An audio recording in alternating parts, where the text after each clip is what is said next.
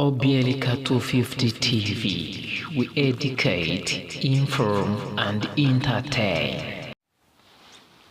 Ibihe byiza cyane wowe udukurikira iteka hano kuri Obielika 250 TV. Nk'ibisanzwe genda Mr. Obi ukwibutsa ko ukwiye gukora subscribe, ukwiye gukora like, ukwiye gukora comment, ukwiye gukora share, ugasangiza abandi ibyiza cyangwa se iby'umumaro usanga ahangaha. Uyu munsi tuje kuganira ku ngingo igendanye na poem twarebye mu minsi yashize yitwa Street Kids Lullaby. Nkibutsa ko iyi poem tuyikura muri setbook cyangwa se mu gitabo gihuriza hamwe aba poets b'abanyafrika aricyo cyitwa Echoes Across the Valley. Iyi anthology Echoes Across the Valley twarebeye hamwe ko yakusanyijwe cyangwa se imivugo yose irimo ahangaha yakusanyijwe yegeranijwe n'abagabo babiri aribo Arthur Lullaby ndetse na Kwamachetsi Makoka. Iyi poem rero The Street Kids Lullaby dusanga muri iyi anthology, dusanga muri iki gitabo gikubiyemo literary works nyinshi cyane ariko muri domain of poems. Iyi poem Street Kids Lullaby yanditswe n'uwo bitse Otieno Amisi. Twarayisomye rero, twarayisesenguye. Uyu munsi reka tuvuge kuri bimwe mu bibazo bishobora kuba byabazwa kuri iyi poem cyangwa se nk'icyo watekereza ko byanze bikunze nk'umuntu wayisomye wayisesenguye ukayumva neza, uramutse ugize icyo ubazwaho ese wasubiza iki? The question number 1 is who is the speaker in the poem? Muri iyi poem uvuga ninde? Ninde ijwi rivuga ni iryande? Umuntu uvuga ni muntu ki? Ninde? Rero batubwira ko the speaker is compassionate but brutally realistic observer who is deeply familiar with the harsh lives of street children.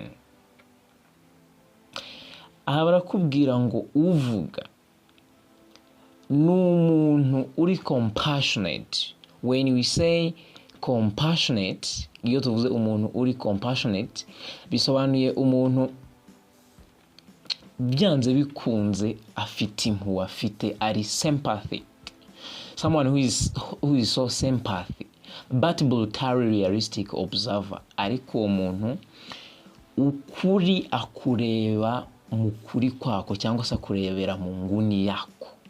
Niba ibara ari umukara akubwira ko ari umukara, mbega nubwo agira impuhwe ariko nta miyaga ashyiramo. Ukuri kuba ari ukuri, ukuri arakuvuga ukuri kuri we, ntabwo gukwiye guhinduka ikindi kintu. Umukara ni umukara, umweru ni umweru.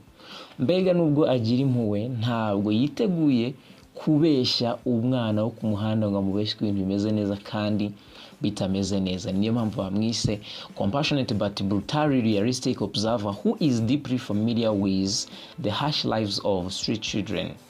Arabizi ubuzima bw'abana bo ku muhanda, arabizi ukuntu ari bubi cyane. They address the child directly, acting as cynical guardian who offers not comfort but grim truth about world. Twabonye ko uyu muntu ari compassionate, agira impuhwe ariko ukuri akurebera mu nguni yako.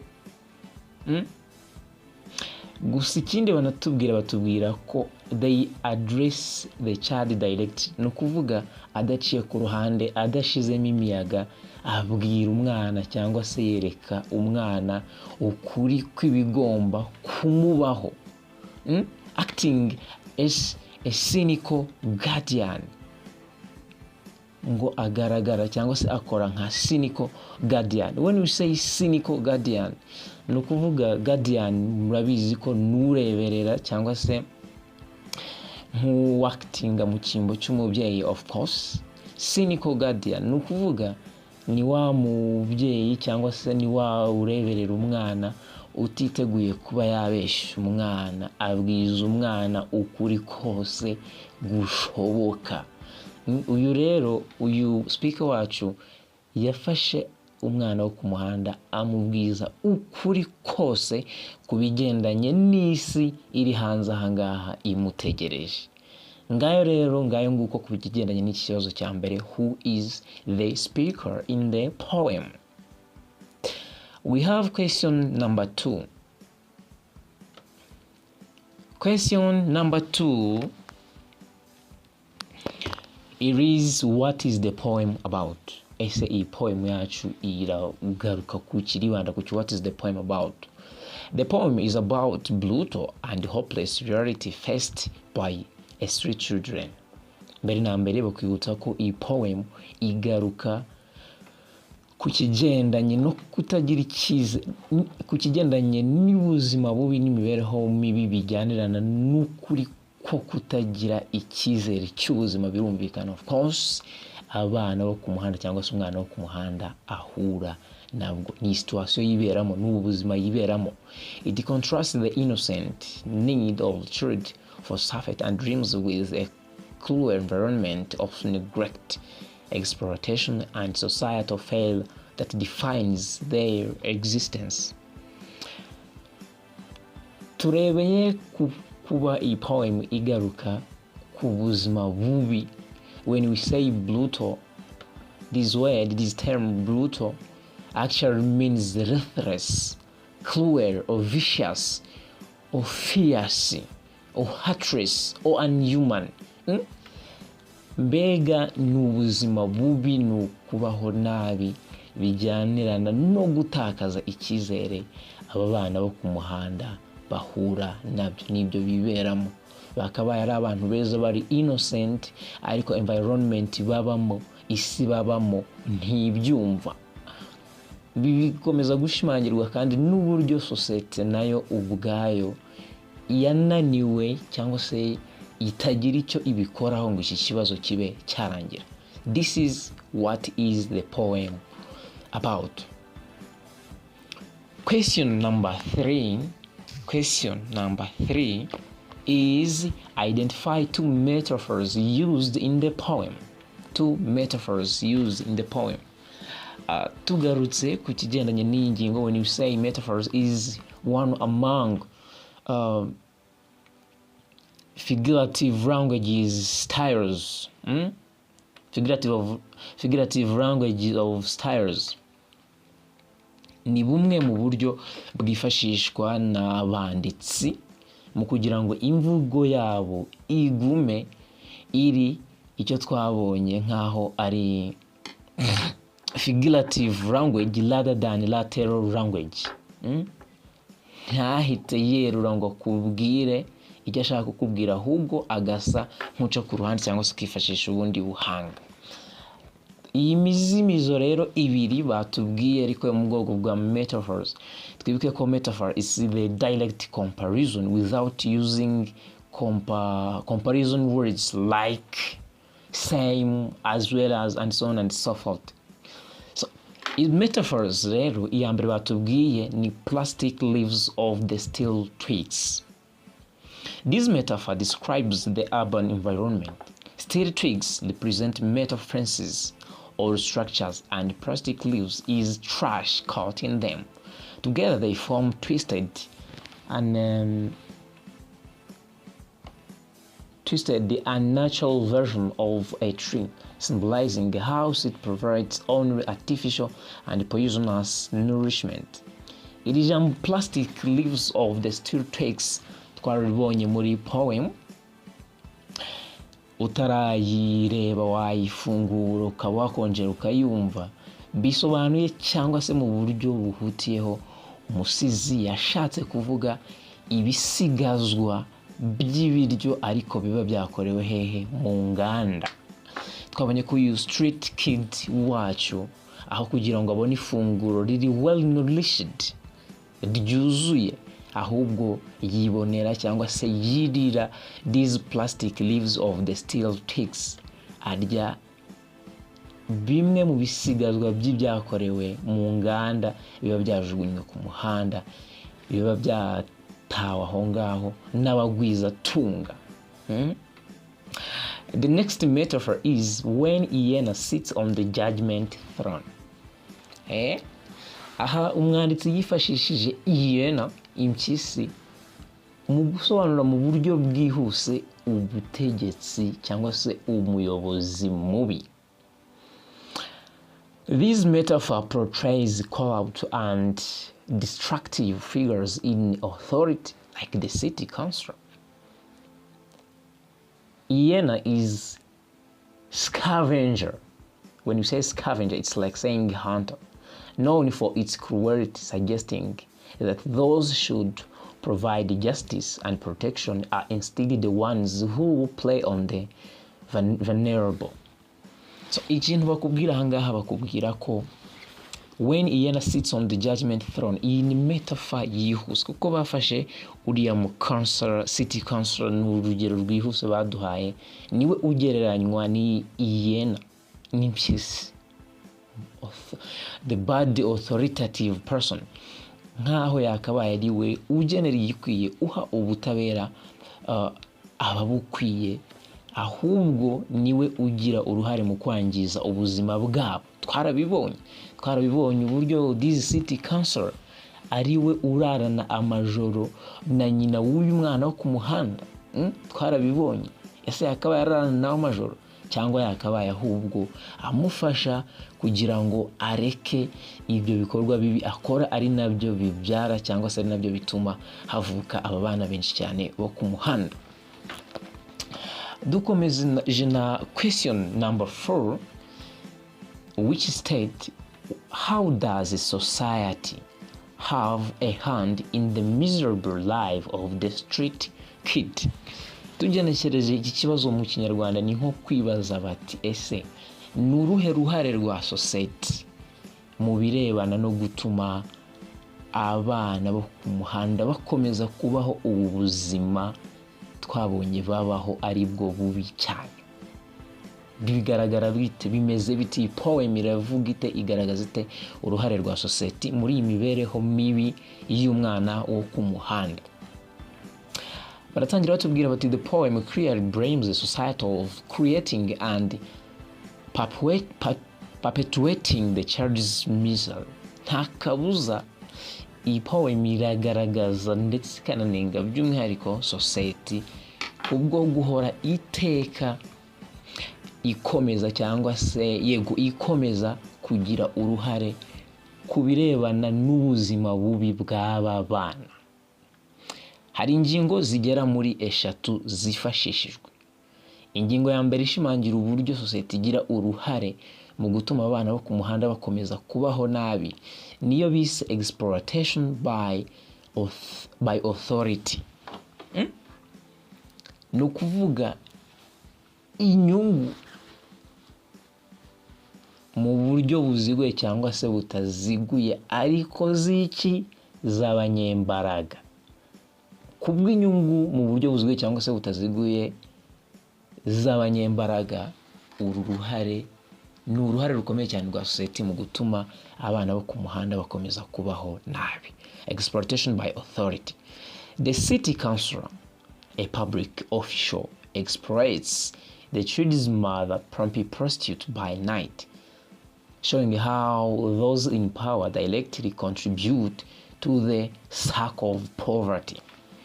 Iyi ngingo bisobanura bifashishije uriya mu city councilor, uriya the public official, uri umwe mu bategetsi bahariya mu mujyi, uburyo we yahazaga irari rye, uburyo agira uruhare mu mibereho mibi y'aba bana binyuze mu buryo we yifashishaga mu guhaza iki irari rye. Plumpy prostitute by night.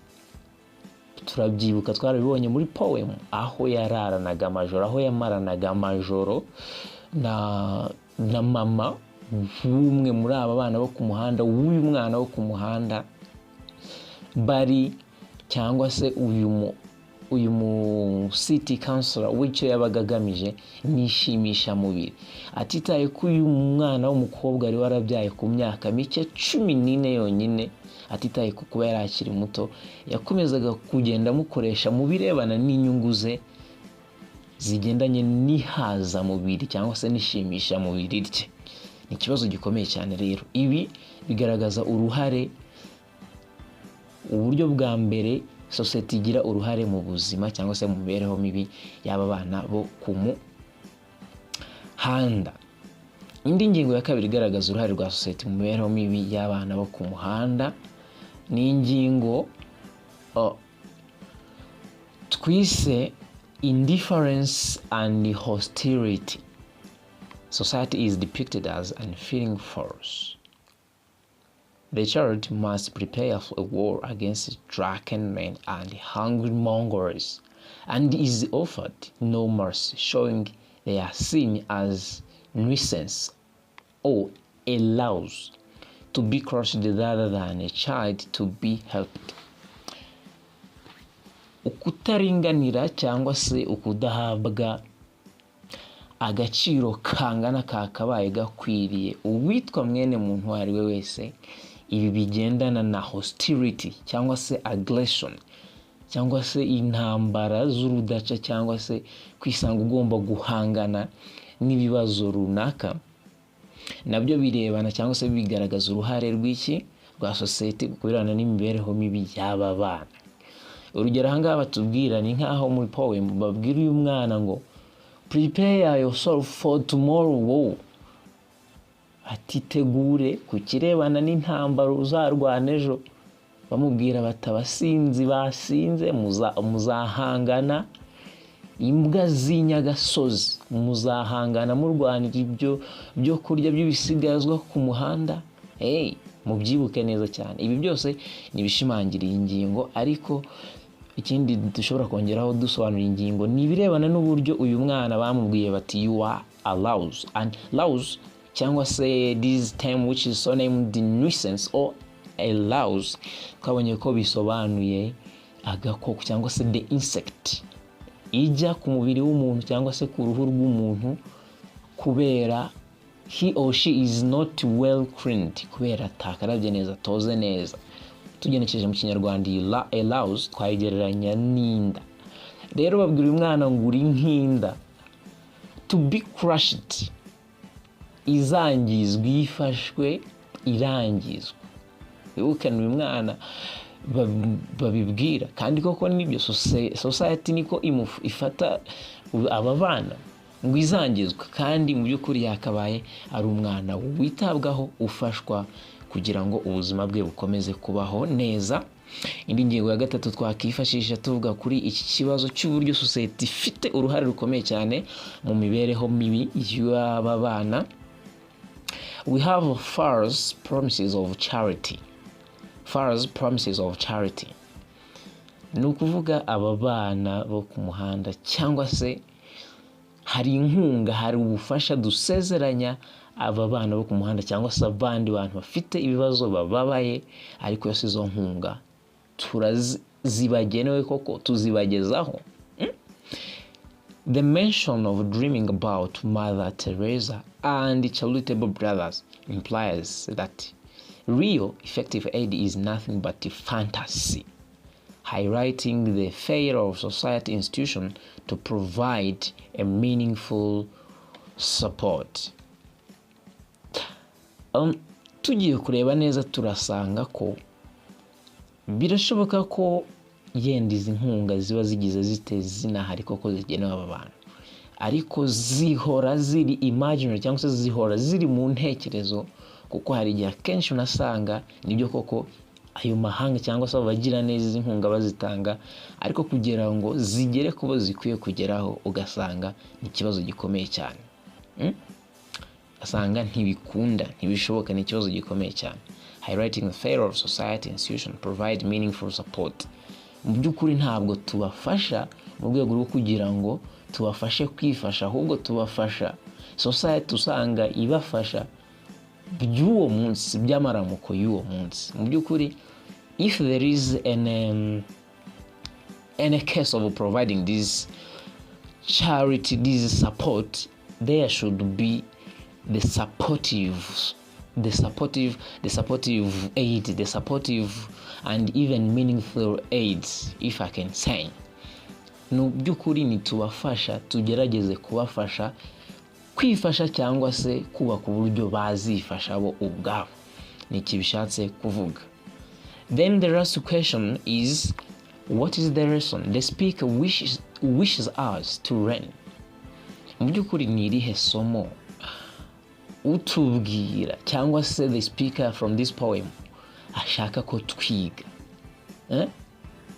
Wa wundi twabonye uri compassionate but brutally realistic observer, uri utagira imiyaga, udashira mu imiyaga habe na miki, agira impu ariko nta miyaga, ukuri akuvuga nk'ukuri.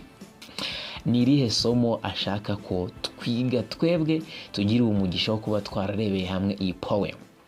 The speaker wants the reader to understand that the dilemma of street children is not any accident, but a direct result of societal neglect, corruption, and active exploitation. Mbere na mbere, the speaker arashaka ko tumenya ko igihirahiro cyangwa se ubuzima budafite ishingiro, budafite aho buhagarariye bwaba ari abana bo ku muhanda, ngo ntabwo buriya buzima bwabo ari impanuka. Ashwida, buriya buzima si impanuka kuko buterwa mbere na mbere by'umwihariko n'ibikorwa sosiyete y'ubwayo yiyubakiye, n'ingaruka z'ibyo sosiyete y'ubwayo yiyubakiye. Icya mbere batubwiramo ni ruswa. Ruswa, iyo bavuze corruption, bigendanye n'imigenzereze iyo ari yose idahwitse. Twanabibonye bagaragaza cyangwa se banenga some authoritative powers, banenga bamwe mu bakabaye bagira icyo bakora. And active exploitation. Active exploitation, it means ni ikigendanye no kubyaza umusaruro cyangwa se kunyunyusa, bigira uruhare mu kuba abari bafite ibyo bagenewe runaka batabigenerwa, ahubwo bigenerwa cyangwa se byigira mu maboko yabo barunyunyusa, niba ariko navuga. The lesson is to call to acknowledge this harsh reality and collective responsibility rather than offering empty sympathy or false hopes. Rero ngo isomo nyirizina bashaka ko twiga ni irigendanye nuko dukwiye kumenya uku kuri gushaririye kuryana mu matwi, twarangiza tukaba twagira inshingano runaka dufata ku bigendanye no kuba twakemura iki kibazo, aho guhora iteka tugaragara nk'abantu bafite impuhwe ndetse banafite icyizere cyangwa se bizeza muri rusange aba bana bo ku muhanda icyizere kidafite aho gishingiye. Niba ufite impuhwe, gira inshingano runaka ufata, gira icyo wigomwa, ugerageze ufashe aba bana bo ku muhanda cyangwa se abari bose bafite ibibazo, ugerageze ubafashe kwifasha. Birandeba, birakureba, ndetse twese biratureba.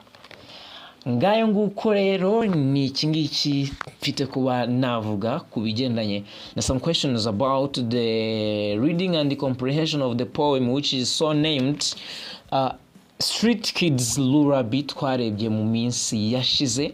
Kanizere ko umeze neza cyane, kanizere ko ukomeje kugira ibihe byiza cyane. Je na Mr. Obi nk'ibisanzwe, ariko nkwibutsa ko ukwiye gukora subscribe kugira ngo tujye dukomeza tubana hano kuri iyi YouTube channel yacu.